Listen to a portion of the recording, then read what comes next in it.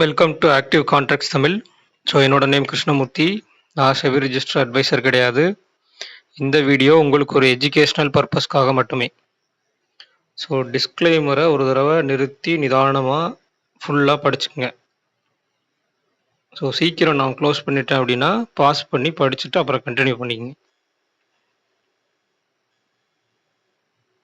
So இன்னைக்கான வீடியோக்குள்ளே போகிறதுக்கு முன்னாடி, போஸ்ட் மார்க்கெட் அனாலிசிஸ் போகிறதுக்கு முன்னாடி, நம்ம லாஸ்ட்டாக நம்மளுடைய ட்ரேடிங் ஜேர்னியை பற்றி ஒரு வீடியோ போட்டிருந்தோம்.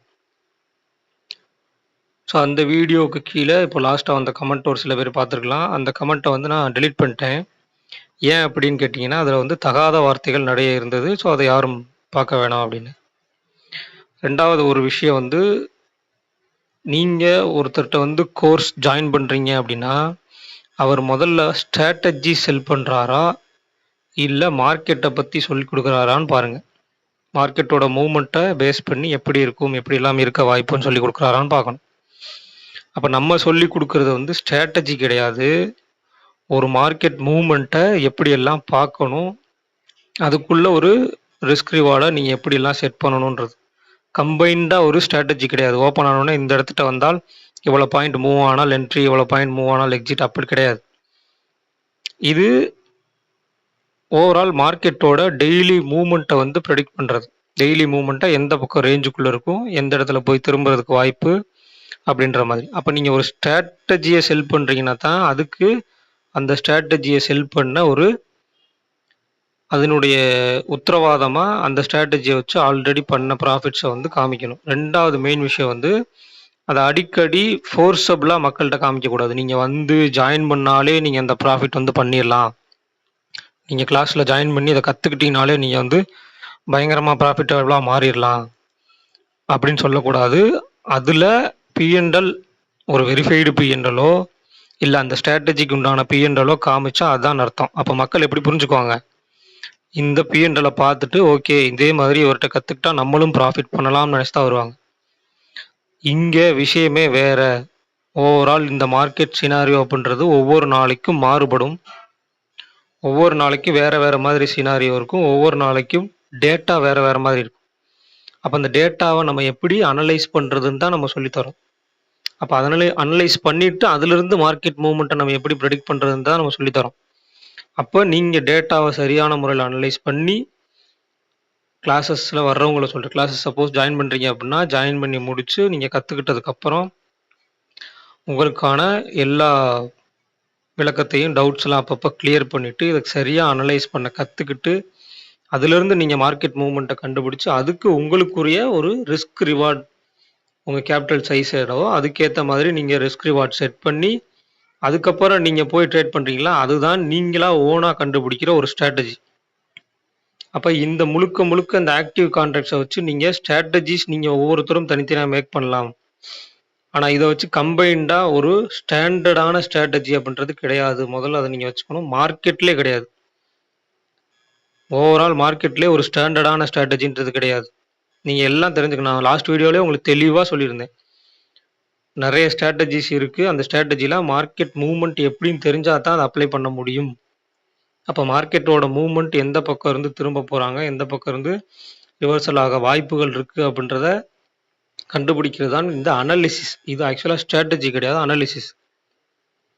அப்போ இதிலிருந்து நீங்கள் ஜாயின் பண்ணி தான் கற்றுக்க முடியுமான்னு கேட்டால் நீங்கள் ஓனாகவும் அனலைஸ் பண்ணலாம். நான் சொல்லிட்டேன், நீங்கள் ஓனாக அனலைஸ் பண்ணாலும் தாராளமாக பண்ணலாம். அதில் எந்த தவறுகளும் கிடையாது. யாரும் உங்களை தடுக்க போகிறதும் கிடையாது. என்ன அப்படின்னா அதுக்கு உங்களுக்கு கொஞ்சம் டைம் எடுக்கும், அவ்வளோதான் விஷயம், வேற ஒன்றும் கிடையாது. அப்போ இதை நீங்கள் ஓனாக அனலைஸ் பண்ணியும் கற்றுக்கலாம், கிளாஸஸில் ஜாயின் பண்ணியும் கற்றுக்கலாம். அதுவும் நம்ம மட்டும்தான் எடுக்கிறோமா மார்க்கெட்லன்னு கேட்டால் கிடையாது. நிறைய பேர் இதை எடுக்கிறாங்க. உங்களுக்கு யார் பக்கம் விருப்பமோ அங்கே போய் ஜாயின் பண்ணி நீங்கள் கற்றுக்கலாம். ஆனால் நம்மக்கிட்ட நீங்கள் வந்து ஜாயின் பண்ணி கிளாஸஸ் முடித்து அடுத்த ஒரு மாதம் முடியுதுன்னா மந்த்து முடிஞ்சு 30 நாள் லாஸ்ட் எண்டு செஷன் 8வது செஷன் முடித்தா 9வது நாள் அடுத்த நாளே போய் நீங்கள் போய் ப்ராஃபிட் முடியுமான்னு நினச்சா கிடையாது, வாய்ப்பே கிடையாது. நீங்கள் அதை முதல்ல அனலைஸ் பண்ணி அதில் பேக் டெஸ்ட் எடுத்து பண்ணணும். இங்கே எல்லாத்துக்கும் இருக்கிற ஒரே ஒரு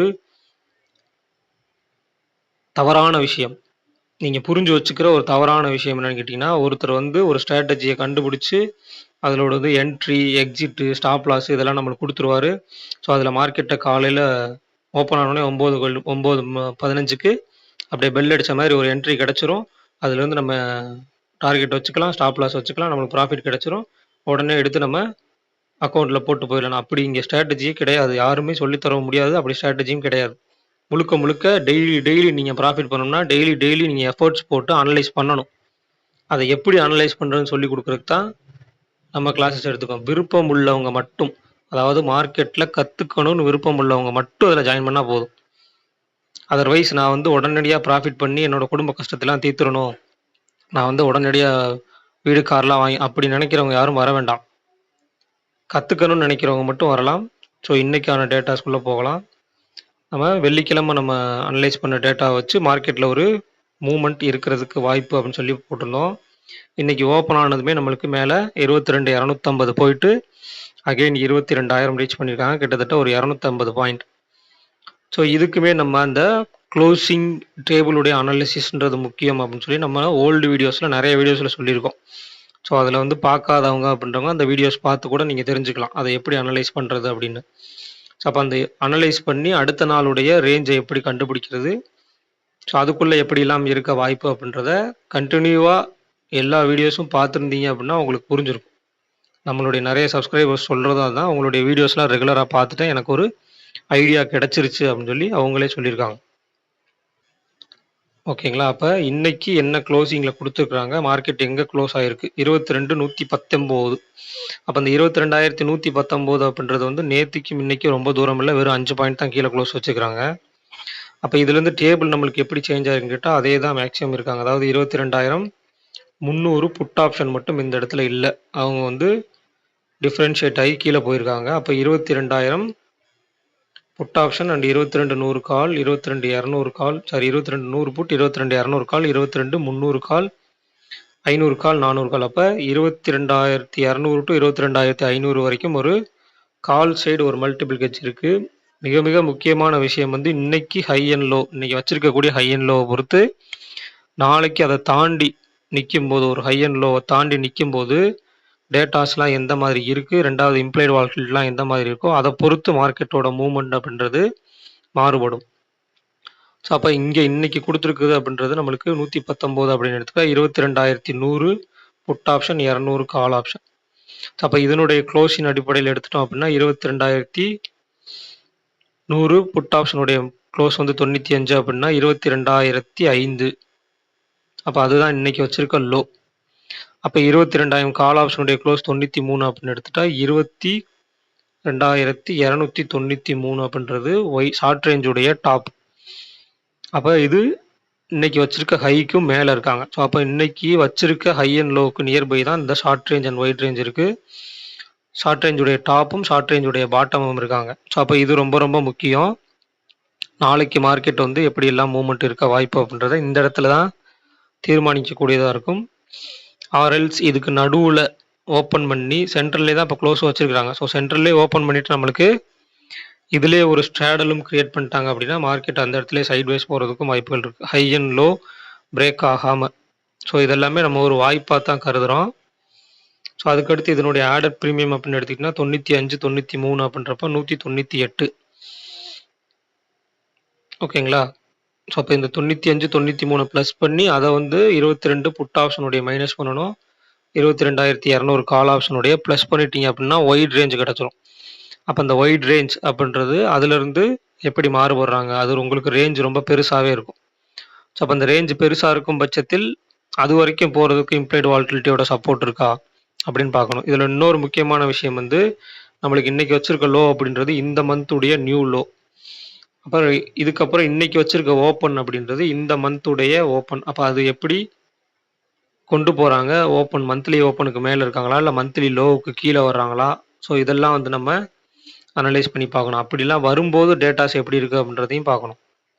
ஸோ அப்போ இன்றைக்கி இம்ப்ளைடு வால்டிலிட்டி உங்களுக்கு கால் ஆப்ஷன் சைடு கொஞ்சம் அதிகமாக தான் இருந்தது காலையில். அதே மாதிரி தான் ஈவினிங் க்ளோஸ் அப்பையும் வச்சுக்கிறாங்க. ஸோ கால் சைடு வந்து உங்களுக்கு 16, புட் சைடு வந்து 13. So call side implied volatility அதிகமாக இருக்குது. ரெண்டாவது நீங்கள் பேசிக்காக அந்த ப்ரீமியம் பார்த்தாலே தெரிஞ்சிடும். கால் சைடு வந்து 148, புட் சைடு 86. இதுல நெறைய பேர் சொல்லுவாங்க, இப்ப 150 அப்டின்னா, அந்த 150 கிட்ட மீட்டிங் ஆகுறாங்கன்னா, அங்க தான் வந்து மார்க்கெட்டோடைய க்ளோஸ் அப்டின்னு சொல்லி. அப்படி கிடையாது. எந்த இடத்துல ஸ்பாட் க்ளோஸ் ஆயிருக்காங்களோ, அந்த இடத்துல தான் நம்மளுக்கு மார்க்கெட்டுடைய க்ளோஸ். இங்க இருக்கிற டைம் வேல்யூ தான் அதிகம். ஸோ அத வச்சு தான் நம்ம அத பேஸ் பண்ணி தான் நம்ம மார்க்கெட்டோட மூவ்மெண்ட் யார வந்து டீகே பண்ண போறாங்க, யார வந்து ஃபியூச்சரா கன்வெர்ட் பண்ண போறாங்கன்றத பொறுத்து இருக்கு. ஸோ அப்ப மார்க்கெட் எந்த இடத்துல ஸ்பாட் க்ளோஸ் வச்சிருக்காங்களோ, அந்த இடத்துல தான் நம்ம வந்து ஸ்ட்ராடலா, ஸ்ட்ராங்கிளா அந்த இடத்துல என்ன பண்ணியிருக்காங்க, காலுடைய பிரீமியம் அதிகமா இருக்கா, இல்ல புட் ஆப்ஷனுடைய பிரீமியம் அதிகமா இருக்கா அப்படின்றத நம்ம பார்க்கணும். ஸோ அதுக்கு அடுத்தபடியா வந்து நம்மளுக்கு பேங்க் நிஃப்டி.